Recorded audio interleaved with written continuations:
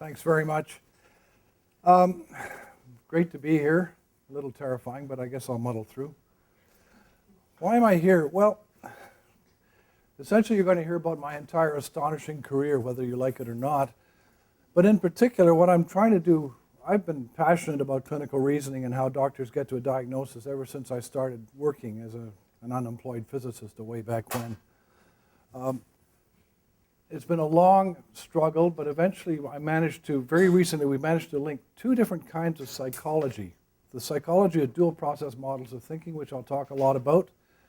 Psychology of exemplar models of categorization, which McMaster has certainly championed in the Department of Psychology here, and which turns out to be a very good model for where I'm ultimately going, which is to explain or try to explain how doctors get to a diagnosis and how students acquire that skill.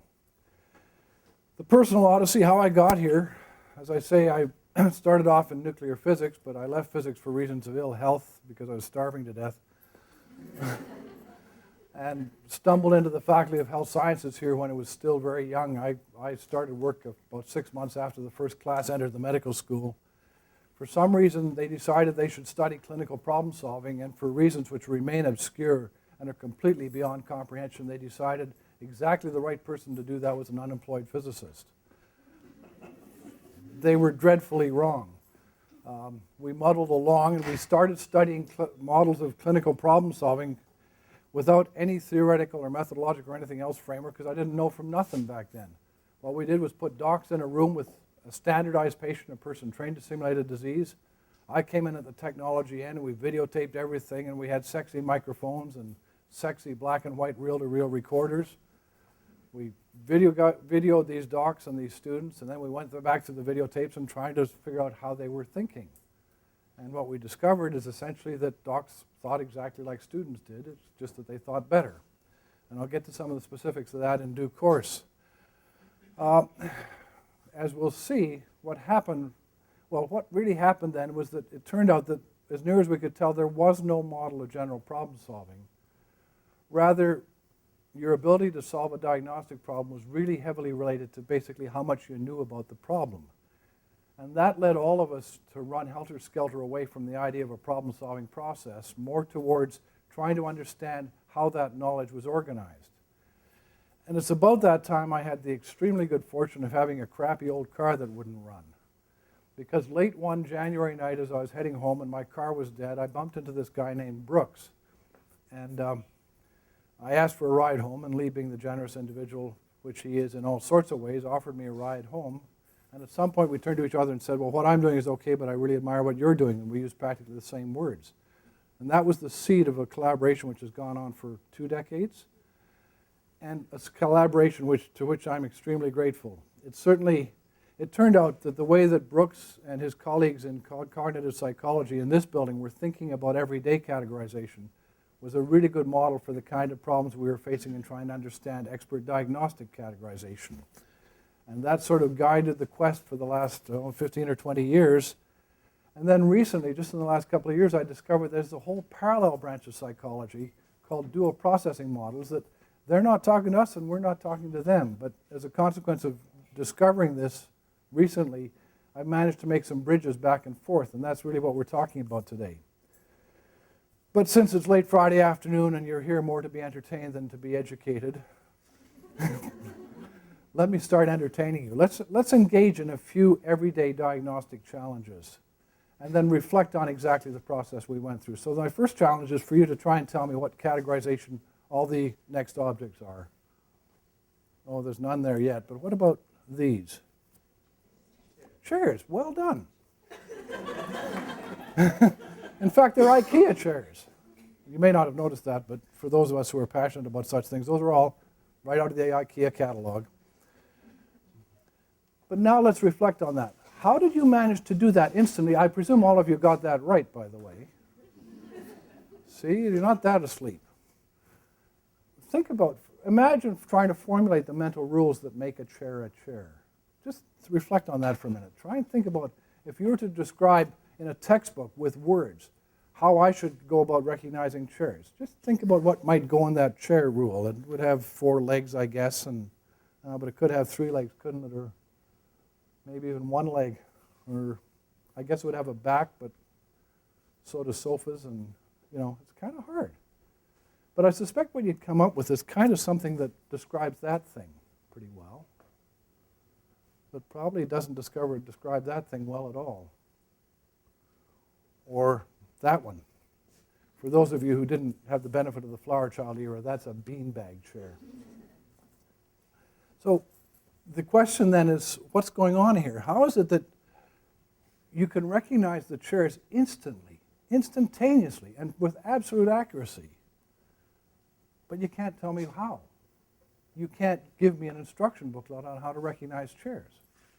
What's going on here? That's the challenge that faces us, because it turns out, surprisingly, that's a good model for how doctors do what they do too. Essentially what I'm going to argue is that a key element in all that is similarity. And it's not an original argument. As I say, it's a good model of categorization for both chairs and diagnoses. And so what I really want to do is then take the idea of a kind of processing that involves similarity judgments a little bit further. Let's try another diagnostic task. This is a hard one because there's actually two categories to be distinguished, and there's a tremendous amount of variation within the categories.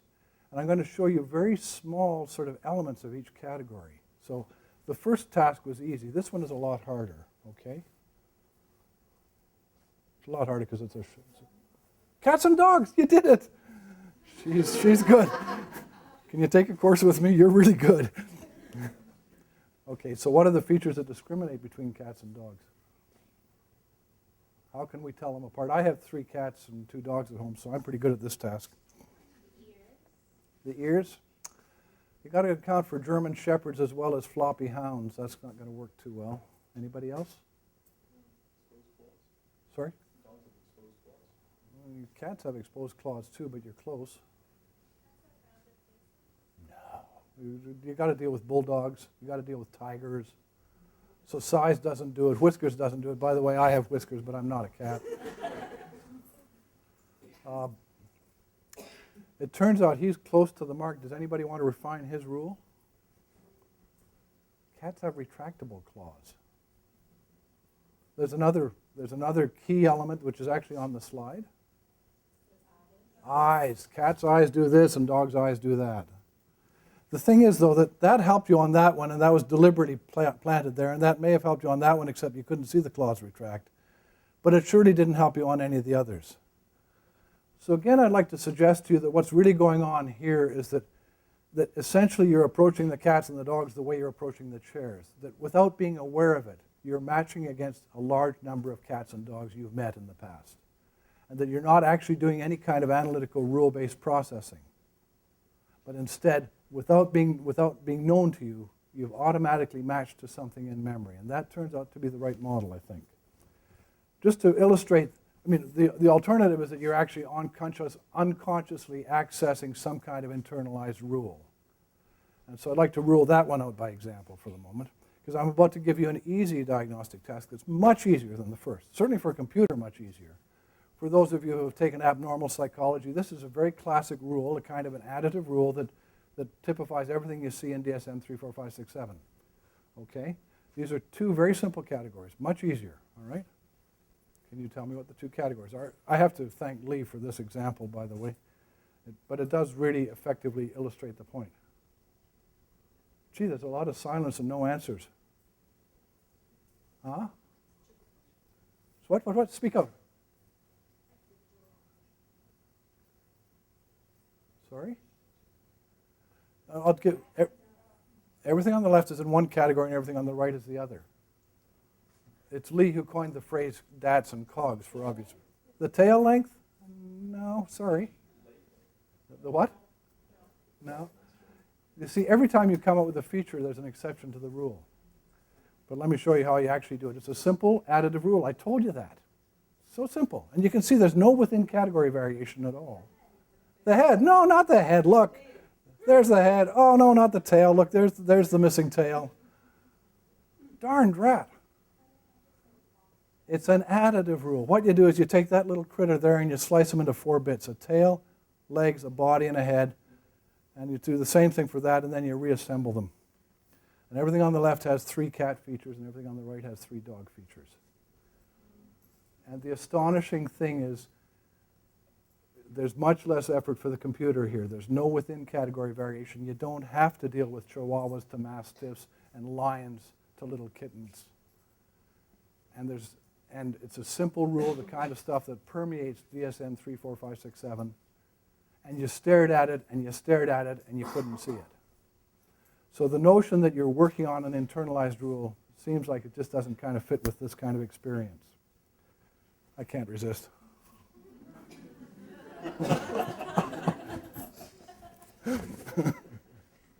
So maybe they're not so different.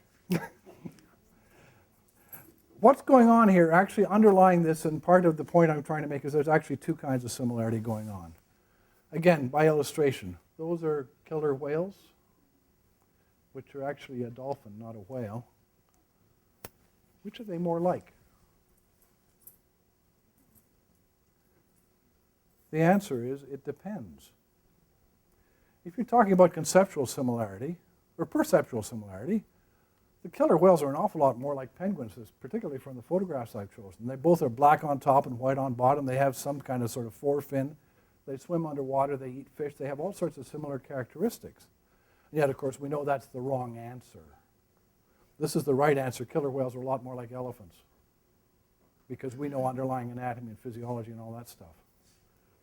The point being that those two ways of doing similarity, in fact, I will argue, mirror two kinds of fundamental, underlyingly different psychological processes. And that's where we come to dual processing theories. That by illustration, what I've engaged you in doing is two kinds of processing from the outset. One which is involving unconscious similarity matching against prior examples you've met, that you weren't aware you were even doing it, that's highly contextualized, that deals with an enormous amount of variation, and a second, which is the one that we in universities tend to prize, the analytical processing feature by feature against some kind of explicit rule. And it turns out that these two processes have been described in this whole literature going back about 20 years, called dual processing. And as I indicate, the argument that follows from the dogs and cats example, and that I'll show you evidence for, is that in fact, when you're matching against something in memory unconsciously, you're not matching against a prototype for each category. You have a whole bunch of individual beasties in the dog category and a whole bunch of individual beasties in the cat category, and quite unbeknownst to you, you're picking out one of them to match against. Again, one more example, and then we'll get on to some serious stuff. Let's talk a little bit more about those two kinds of thinking, and I'll give you another little video example. So system 2 thinking, the analytical thinking, is essentially playing by the rules. That's internalizing the rules, being able to explicitly count features perhaps against particular rules. This is an example of that with a little luck. Here we go. Anybody recognize the commercial?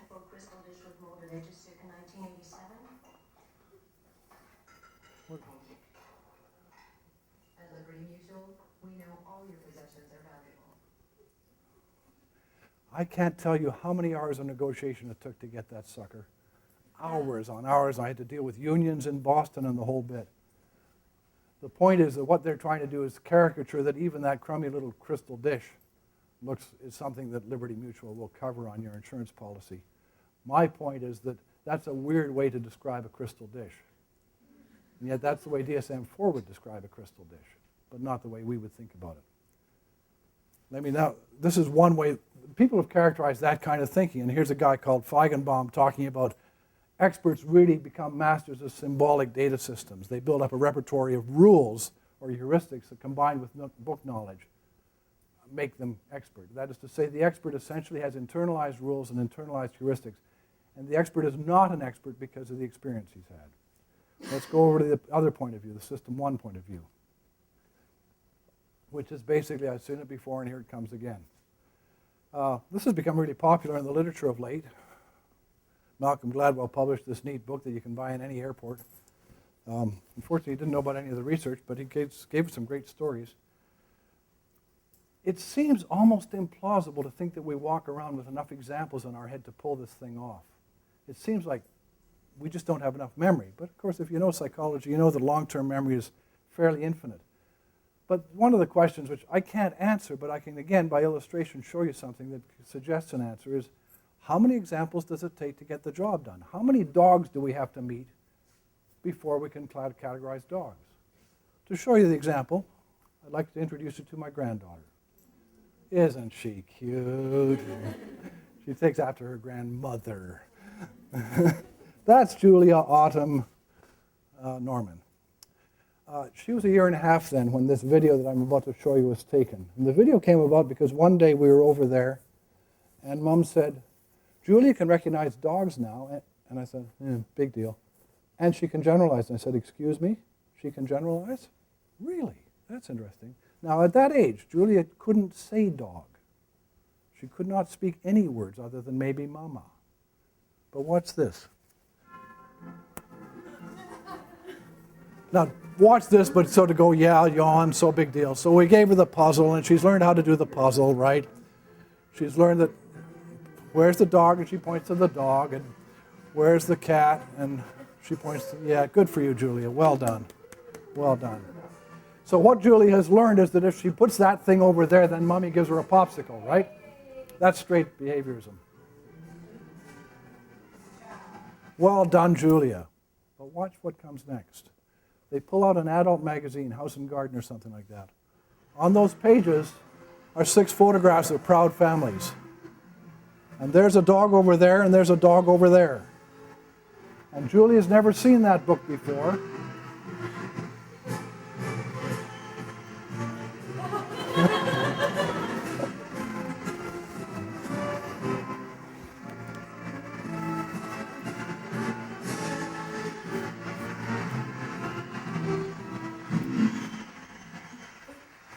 The high tech is due to my son. Well done, Adam. What's interesting about that is that her parents didn't even know there were 2 dogs on those pictures. They'd only noticed one of them. But Julia, who could not say dog, who is limited to very few dogs, is already capable of identifying dogs in those kind of very, well, let's go on. She's able to pick out 2D abstractions of dogs, very complex 2D abstractions. She clearly couldn't be analyzing the features, at least not at any kind of conscious level, because she can't say the features. She has no language yet. And she can generalize. With the limited repertoire of dogs she's already met, she's already generalizing to the whole category in all sorts of positions that dogs come in. Well, that's good anecdotes, but it ain't science. This is a nice quote about the whole idea of non-analytic processing. And basically, Dreyfus is arguing that, in fact, you become an expert by beginning with the rules and applying them to many examples so that you have rich, complex categories based on examples which follow from the rules. Okay, here we go. We're going, after all, ultimately not to everyday categorization, but to diagnosis. And to do that, I'm pulling in this dual processing theories of thinking with theories which have a large McMaster smell about them, about concept formation and categorization to the service of understanding clinical reasoning. First, a bit more about the dual processing theory then. You've already seen this kind of definition. That's familiar. It turns out there's very recent evidence that this is not just a model. This is not just some kind of boxes and arrows, but rather that, in fact, good old functional MRI comes to bear and shows that, in fact, those kind of processes operate in different parts of the brain. So the neuroanatomy is identifiable and different for the 2 kinds of processes.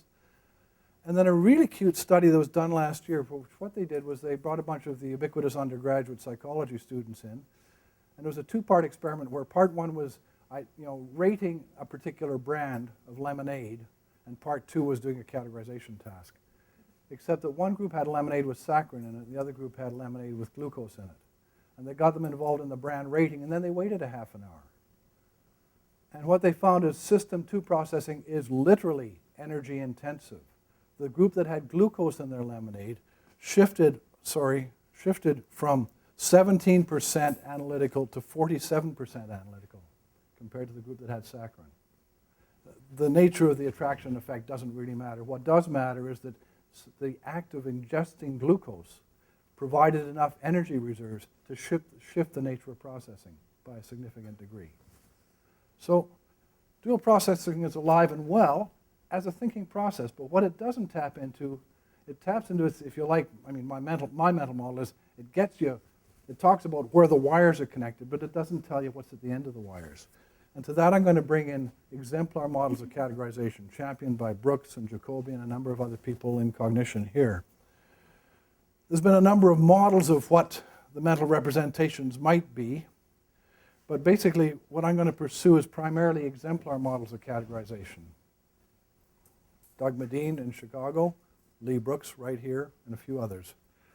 And their basic argument is that categorized natural categories and, as it turns out, diagnostic categories essentially are populated by a whole series of examples, and that the examples themselves define the category.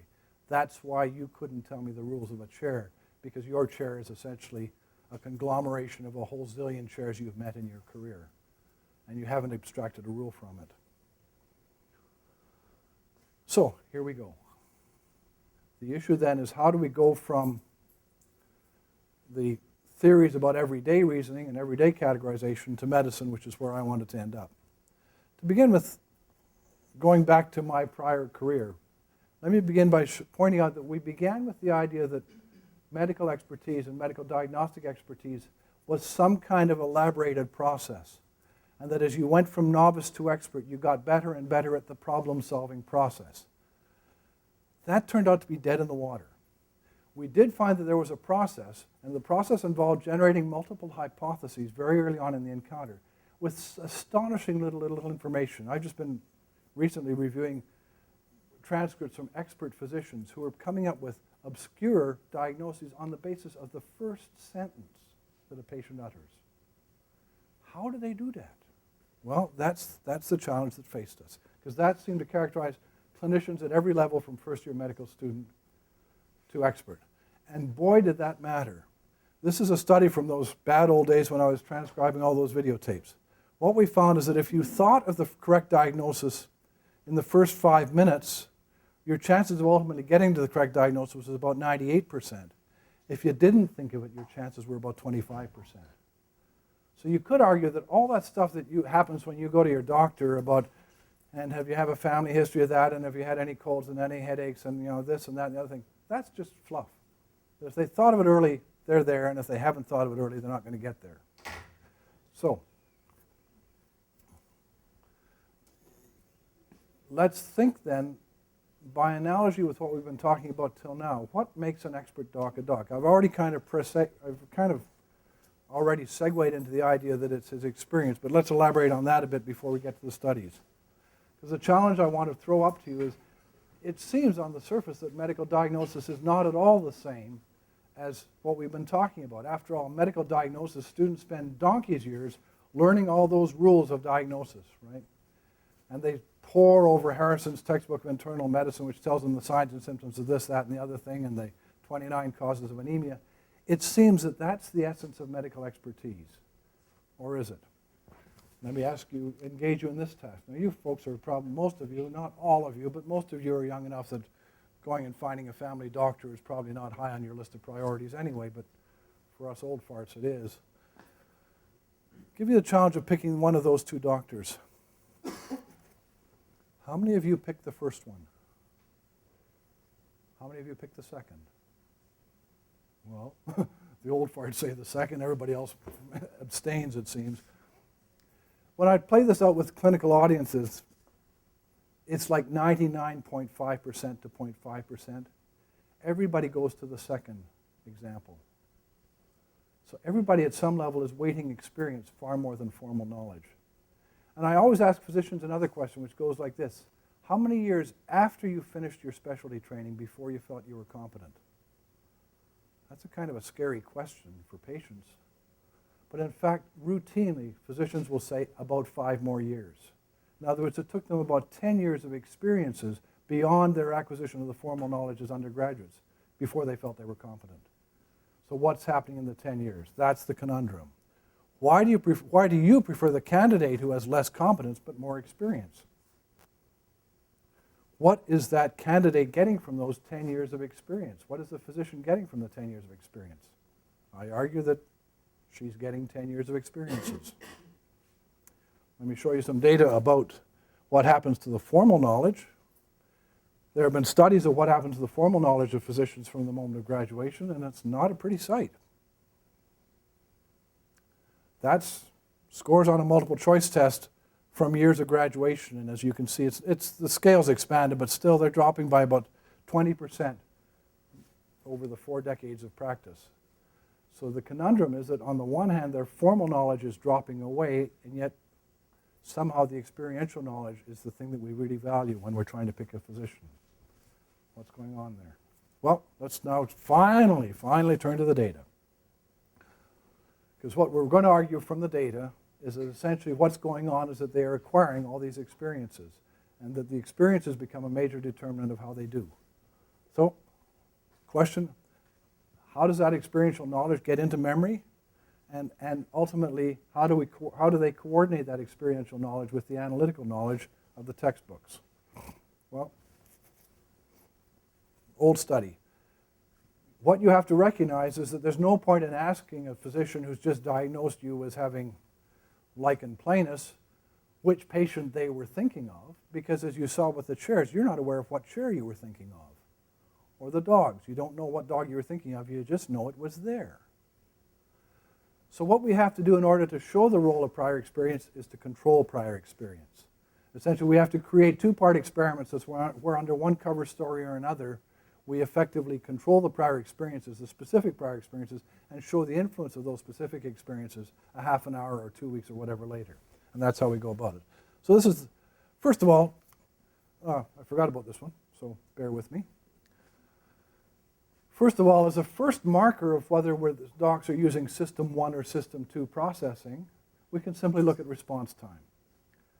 And the idea is this. When a doctor is correct, is he fast or is he slow? Now, if you read the literature in medicine, they'll say, well, the reason the docs make mistakes is because they take shortcuts and they're going too fast and they're not gathering all the data and they're not systematic and they're not thorough and they're not all sorts of blessed things. But if he's using System 1 processing, correctness should be associated with speed, positively, not negatively. So, here's a study we did a zillion years ago with 100 slides, and we just looked at 6 levels of expertise from medical students all the way up to dermatologists. And we looked at accuracy and response time. First of all, accuracy sure won. The dermatologists were bumping off at about 85% accuracy on those slides. The medical students down here at about 20%. But look at the response time. When they were right, the response time dropped from 12 seconds looking at the slide down to about 7 seconds looking at the slide. When they were wrong, went from 12 seconds. The medical students, by the way, they knew they didn't know. You know, they knew warts and they knew acne, and that was about as far as it went. And so they knew they didn't know. But when the docs were wrong and that ever-diminishing number of wrong answers, their response time went up. And when they weren't sure what they were dealing with, it was up to 26 seconds for the dermatologist. So if you don't go to a physician and the physician says, I'd just like to think about that, find another doctor. Let's turn then to how we show that what they're really doing is marshaling prior examples they've met. Classic study, which we did with dermatology, again, because you can control experience really rapidly. We took a bunch of medical students. We taught them on 6 different dermatology conditions. They taught the rules. They practiced the rules with a bunch of verbal examples. The rules were always in front of them. And then we trained them up on a bunch of slides. Each one of those categories had 4 slides associated with it, and they went through the whole batch 5 times until they got them right. And then we tested them with a bunch of new slides, of which 9 of the 30 new slides were critical slides in terms of their relationship to the training set. In particular, so here's one example. The training set, one group saw contact dermatitis on a chin and lichen planus on a forearm. The other group saw contact dermatitis on a forearm and lichen planus on the back of a hand. Now, lichen planus can occur on extremities, but contact dermatitis can be anywhere, and the rules were in front of them. But then we showed them this. And so explicitly and analytically, they realized that being on a forearm shouldn't matter. But boy, did it. If you're in the yellow bar and you saw contact dermatitis correctly on the forearm and the other 8 examples, your overall accuracy is about 90%. And you're relatively very unlikely to mention the incorrect lichen planus diagnosis. If, on the other hand, you saw lichen planus on a forearm, your chances of getting to the contact dermatitis dropped to about 40%, and you're much, much more likely to call it lichen planus. In other words, even though the rules were there, they were explicit, the fact that you saw it on a forearm and you'd seen something like that sucked you in. Well, maybe that's cheating because those are visual pictures. They're very vivid. They're very memorable. So let's try something else. Does it apply, first of all, to verbal information, and does it apply to information which is objectively irrelevant? Because with the skin pictures, we can't really dissociate figure and ground. It's all sort of mushed together. So we did this study where we took medical students and family medicine residents, and the cover story was to review electrocardiographic diagnosis. And they saw a total of 11 ECGs, of which 4 were ringers. In those 4, one group saw a middle-aged banker with chest pain, and the other group saw an elderly woman with chest pain. And that was the only historical information they were provided. The diagnosis was an anterior MI. At test, they saw a middle-aged banker with chest pain. Another thing which looks like an anterior heart attack, called a left bundle branch block. And 4 of the 7 test slides were the critical ones in that they matched or unmatched on the prior demographics. If exemplar theories are working, what we should find is that the people who saw the middle-aged banker are less likely to get the right diagnosis of left bundle branch block and more likely to call it anterior MI, even though it's verbal information, even though it's objectively irrelevant. This was such a smarty-pants study that the woman who did it with me kept it in the bottom drawer of her filing cabinet for a year on the basis that this one could never work. But of course it did, or I wouldn't be talking about it. The group that saw the old elderly lady and was not confused had overall accuracy of about 45%. The group that saw the middle-aged banker had an accuracy of half that, 22%. Even though the data were objectively irrelevant, even though no resident would ever stand up and say, well, he was a banker, and a couple of weeks ago I saw a banker. Nobody would do that. But they did it. So what we've got from those sets of data is essentially exemplar-based reasoning is the driving force behind medical diagnosis, just as it is behind everyday categorization. The categories and concepts are based on our specific experience with the world, and you become an expert by learning a whole bunch of those categories. Is that all there is? No, of course not. Do experts ever go back to the analytical data? Do they ever reason it out? Well, yes. And here's an example of that. We got together, there's 3 ways that, I'm going to say we'll start here. When, medical students spend a lot of time learning basic science. Do they ever use it in practice? Well, some do. Most of them do it rarely, and I'll talk about that briefly. Some, like nephrologists, as we'll see, use it when they get to difficult cases. And then there's intensivists and anesthesiologists and critical care folks. They're an odd breed. They're all applied physiologists. They use it all the time. But let's talk about the middle category. That is to say, I want to focus on these people. When they use it, do they use it with difficult cases? Do situations arise when the expert says, something funny is happening here? Let me go back to the basics. And what we did was create a series of 8 really, really ugly nephrology cases. Now, nephrology is number 1 on the hit parade of things that medical students find hard to learn anyway. But these were such hard cases that I remember distinctly one of the nephrologists, the sweat was pouring off his brow. And he was about 15 minutes, and he said, my God, am I done yet? We said, you're only about halfway there. He said, this is like the worst day at the clinic ever. And it was just a bunch of little written cases. But he was engaging in so much mental effort to get through these suckers, it was really hurting. So we had, our novices were a bunch of family medicine graduates. Our intermediate group was a bunch of internal medicine residents, and then the 4 nephrologists. First of all, we got the diagnostic accuracy down right. The nephrologists were knocking it off at 90% accuracy. The family medicine residents, who are doctors after all, 25% accuracy. Ooh. What was neat, though, was that the way the nephrologists did that is that they had far more causal explanations for their hypotheses than either of the 2 senior learner groups. So under these circumstances, clearly the nephrologists were really invoking a whole bunch of basic science information to get there. And that showed up in ultimately in their diagnoses. That is to say, the family medicine residents couldn't think of any hypotheses as to what might be going on. The internal medicine residents and nephrologists thought about the same number of hypotheses. The nephrologists were more accurate, but used about half as many investigations to get there because they knew what they were dealing with. So you could say that in difficult diagnostic situations, this provides evidence that, in fact, that's when they go back to the harder, much more energy-intensive system 2 kind of thinking. You could say, but I have to share 2 anecdotes with you. The first anecdote was the chair of family medicine here, who started to spontaneously describe recently when he was in the clinic one afternoon and he saw a kid with a sore throat and, sore ears and sore throat, and he said to Mom, the usual routine is probably just a viral respiratory infection. Take the kid home, give him an aspirin, give him lots of fluids, and if he doesn't get better by the morning, give me a call.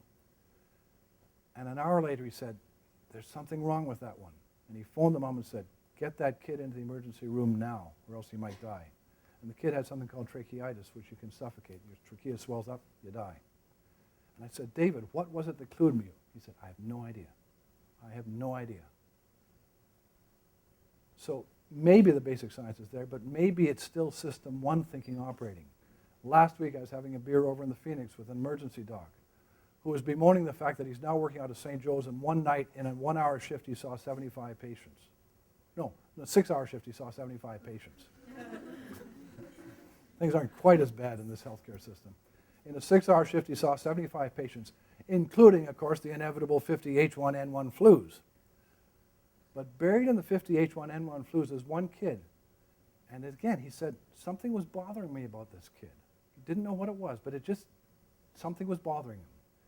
And he went further and thought about it a bit, and the kid had something called Kawasaki disease, which is extremely rare. And if he hadn't caught it, that kid would be dead of a heart attack at age 20. But it looked just like another flu. But something twigged, and he could not verbalize what was going on. So even though when we did that study, I was prepared to say basic science is something that you revert to when things just don't fit together. It may not be as simple as that. Perception, dual processing and perception. What this is saying then is that essentially you're recognizing the doctors are recognizing those cases almost before they can verbalize what's going on. If that's the case, then those hypotheses that are coming in so fast and are on a system 1 basis might actually influence what they see. And this is one of our students did this. Well, to those of you who know a bit about psychology, cognition, it's kind of analogous to the word superiority effect, which the word superiority effect says that if I just flash those things on a screen, you'll be far quicker recognizing rink and bink than you are NRIK, because these are word-like, but recognizing the K in rink and bink faster than the K in NRIK. Now, we tend to think of things as being built up. You start with the elements, then you get to the letters, then you get to the words, then you recognize the word. But what the word superiority effect is saying is that essentially the whole pattern is being imposed rapidly on the individual elements. And similarly, if that's the case, by analogy at least, it could be that the doctor's hypothesis is being imposed on what they see with the patient. And this was Vicki LeBlanc doing her PhD thesis with Lee and myself. What she did was take textbook examples of classic signs and symptoms and then combine them with a story that was consistent, that was correct, and with another story that was similar to but different. So 20 residents and 20 final year medical students, 8 photos taken from clinical diagnosis textbooks. This is the best those authors could come up with to illustrate the point. And she combined them with either correct or incorrect history. Of course, you can recognize what these things are. Well, this kid on the left obviously has a swollen jaw sort of thing. That can be Cushing syndrome, and that could be called a moon-shaped face. It can also be mumps, and it's a swollen parotid gland. And then this guy over here, he's obviously in a very serious way. He has a cancer, but it could be kidney cancer because he looks kind of yellow, but it's actually stomach cancer because there's a supraclavicular node, a big fat lymph node sitting behind his collarbone. And that's apparently diagnostic for stomach cancer. What we found is you team it with the right history and you get the right answer. You team it with the wrong history and you get the wrong answer. In short, and it doesn't matter whether you're a student or a resident. In short, what you're thinking of is a major determinant of what you see. As Marshall McLuhan, that famous psychologist, said, if I didn't believe it, I couldn't see it.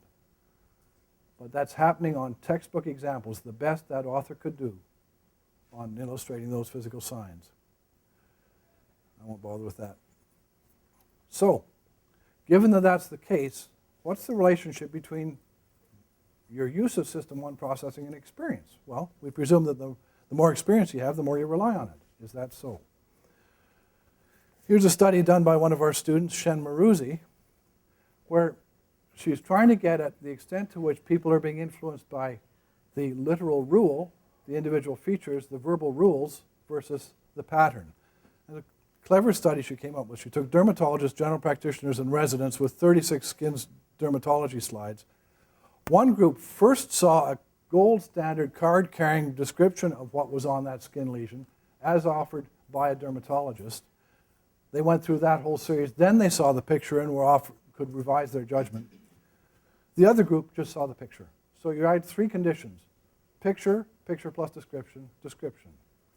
Rationality would say that since that's a card-carrying gold standard dermatologist description, you're going to do the best with the description and the photo, and worse with just the picture. And that's true if you're a resident. Actually, it's not quite true. The resident does best with just the description, suggesting the resident is simply applying the rules that they know about lichen planus. They don't do quite as well when you give them the picture. That confuses them. But if they only have the picture, they're considerably worse. However, there's the GPs and there's the dermatologists. The perfect verbal description hurts them. Why? Because presumably when they see the picture, there's features that are present but are non-contributory or even confusing. When they see the picture, they discount those. They only see what they want to see. You give them the description, they can't discount. And so they end up weighting things which are inappropriately weighted. So it really seems that from that set of data that as you become more experienced and gather more experiences, you rely more on System 1 kind of processing. A more recent study shows that that's not just pictorial. This is a study done by Meredith Young, who just graduated this year. Very small data set right now because she wasn't intending to go after this. We use a sample of 4 residents, but they were just kind of going along for the ride. What we'd forgotten was that the shift with experience. These are graduates, these are medical students. What she did was the most bizarre thing. Took a bunch of psychiatry cases, trained a bunch of standardized patients up on psychiatry cases, where there was actually 2 possible diagnoses. And then they went through what we call an OSCE, where they went from room to room talking to and seeing that patient. And then they'd go to the next room and see the next patient. This is a standard evaluation method where they would see a total of about 10 patients. But buried in all that, early on they saw a prototype bipolar disorder. And then later they saw a case which was deliberately bipolar and personality. It had features of both. And the question is the extent to which the early one would influence the late one. The only matching was on stuff that was extraneous. It ranged from John McLeod, the 37-year-old teacher with 2 young girls, to James McKinley, the 35-year-old teacher with 2 young boys, all the way through to one of the sets was 2 identical twins. Cunning. The question was the extent to which the first one would influence the second. Turns out if you're a medical student, basically it didn't. But if you were a resident, you were 65% likely to call it consistent with the one you'd seen before and only 15% likely to call it the alternative. So that non-contributory information had an enormous impact on the 4 residents' calls and none on the medical students. Why? Because the medical students are caught up with the features. What about age? Same sort of thing. Obviously, age and expertise are positively related. This study done by Kevin Eva, yet another one of our gang. What he did was take 8 cases, each of which had 2 possible diagnoses, and then presented information for diagnosis A early and diagnosis B late. But what he did was gradually notch up the vividness and the relevance of the later information. So this was fairly non-contributory information to extreme information that should make you switch to the second diagnosis. So essentially you got data early saying it's diagnosis A, but as time went on, you got data later saying it's diagnosis B, and that data became more and more salient under different conditions. And of course, everything was crossed over, as we tend to do. And then he did it with younger docs and older docs. And what you see was that indeed, although everybody shifted from diagnosis A to diagnosis B as the salience of the information varied. For the younger docs in yellow, they really did shift, so they were pretty well symmetrical, pretty well balanced. The older docs never really abandoned diagnosis A. So they were much more prone to using the early information in their presumably system 1 thinking. Finally, so to wrap it all up, lots and lots of evidence that in fact there's two kinds of processing going on. Lots and lots of evidence that in fact as you acquire experience you rely more and more on system 1 or pattern recognition or prior examples. I'm now going to show you a bit more evidence because at the end of the day I suppose I have to confess to some degree of practicality that somehow I suppose want to make the world a better place. And I could do that by understanding reasoning, so presumably I could improve it. So what can we do to improve it? Well, one of the things we can't do is caution people to not use system 1 processing, any more than I could say, for goodness sake, don't think of that as a chair. Because it's unconscious, you can't control it. In any case, it's pretty adaptive. Why should we control it? But what we can do is essentially encourage people to actively use both kinds of processing. And these are a series of studies primarily initiated by Lee Brooks with a few other people. So basically what we're doing in this couple of these studies that I'll just allude to, one is to contrast instructions which are essentially pushing you both ways. Think of the first thing that comes to mind and then consider the features, versus instructions that says, no, be an objective scientist, gather all the data, carefully identify the data, and then decide what's going on. With the ubiquitous undergraduate psychology students, what we find is that the students who are encouraged to use their prior experience, however limited it may be, actually had about a 20% advantage in accuracy over the students who were cautioned to not think of things, but to rather gather all the data and then match the data to the rules in front of them. My colleague Hank Schmidt in the Netherlands did a similar study only with internal medicine residents, but here he elaborated the idea a bit. He used the same kind of instructions, but he categorized the cases as being simple cases and complex cases, and found that with the simple cases you're better off to try and think if you've seen it before, and with the complex cases you're slightly better off to try and apply the rules. So that brings us to the end of the story. We're just beginning to start playing around with questions like, can we build in direct assessments of system 1 processing? Can we get up better instructions to facilitate both kinds of processing to improve accuracy? But I've got to have something to look forward to. So a few last words from other people. Dreyfus, the expert, does not solve problems. He doesn't even think. He just does what works, and of course it works. He's not following any rules. He's just discriminating thousands of special cases. Dreyfus again, to preserve expertise, we must foster intuition at all levels of decision-making. Otherwise, wisdom will become an endangered species of knowledge. And then finally, if you want to look like a good academic, you have to find some ancient philosopher and anchor back to that.